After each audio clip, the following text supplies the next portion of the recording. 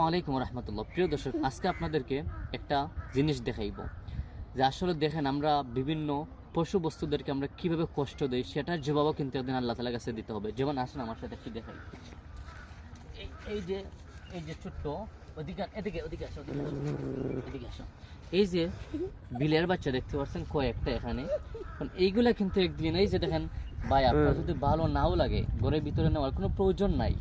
এই যে আপনার কে জানে এগুলা নিয়েছিল একটা বিলাই সম্ভবত, কিন্তু বাচ্চা কয়েকটা দিচ্ছে, দেওয়ার পরে কে জানে ওই জায়গায় রেখে চলে গেছে। আচ্ছা, এইগুলার কি জীবন নেই? এগুলার তো মা আছে, বাবা আছে, তাদের তো একটা জীবন আছে।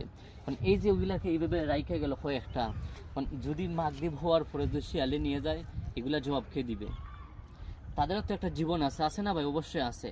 তো তাদের জীবনটা এখন কে দিব? কারণ এগুলা যদি আমি একটা নিয়ে যেতে পারি, বাকি তিনটা কে নিব? কেউ আছে না আমার মতো? কেউ নাই। তাহলে এগুলো একটা জীবন আছে।